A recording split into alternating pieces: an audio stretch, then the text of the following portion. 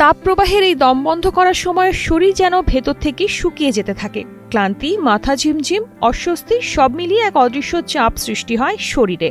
তাই গরমে শুধু পেট ভরানো নয়, সঠিক খাবার বেছে নেওয়াটাই হয়ে ওঠে বাঁচার কৌশল। এই সময় শরীরকে ঠান্ডা রাখতে সবচেয়ে জরুরি হলো পানি ও ইলেকট্রোলাইটের ভারসাম্য বজায় রাখা। সারাদিনে পর্যাপ্ত পানি পান করার পাশাপাশি প্রাকৃতিক ফলের রস যেমন তরমুজ, আনারস বা বেলের শরবত শরীরকে ভেতর থেকে হাইড্রেটেড রাখে এবং তাপমাত্রা নিয়ন্ত্রণে সাহায্য করে। গরমের টক দইয়ের লাসি এক ধরনের স্বস্তির পানীয় হিসেবে কাজ করে। এটি শুধু পানি শূন্যতা দূর করে না, বরং শরীরের ভেতরের অতিরিক্ত তাপও কমায়। দইয়ের প্রোবায়োটিন উপাদান হজমে সাহায্য করে এবং শরীরকে সতেজ রাখে।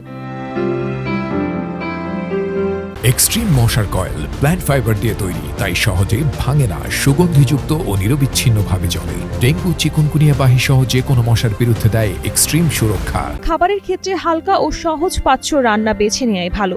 লাউ, ঝিঙে, চাল কুমড়ো বা পটলের মতো সবজি পাতলা ঝোল করে খেলে শরীর ঠান্ডা থাকে।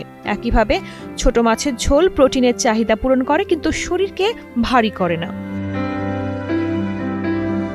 পানি শূন্যতা প্রতিরোধে খাওয়ার স্যালাইনও গুরুত্বপূর্ণ ভূমিকা রাখে। এটি শরীরের লবণের ঘাটতি পূরণ করে এবং স্নায়ুকে সচল রাখতে সাহায্য করে, বিশেষ করে অতিরিক্ত ঘামের সময়। কচি ডাবের পানি গরমের দিনে এক প্রাকৃতিক শক্তির উৎস। এতে থাকা প্রাকৃতিক লবণ শরীরকে দ্রুত পুনরুজ্জীবিত করে এবং তাপের প্রভাব কমাতে কার্যকর ভূমিকা রাখে।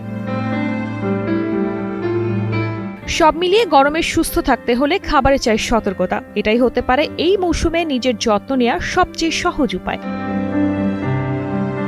শালীন সুমি, কালের কণ্ঠ।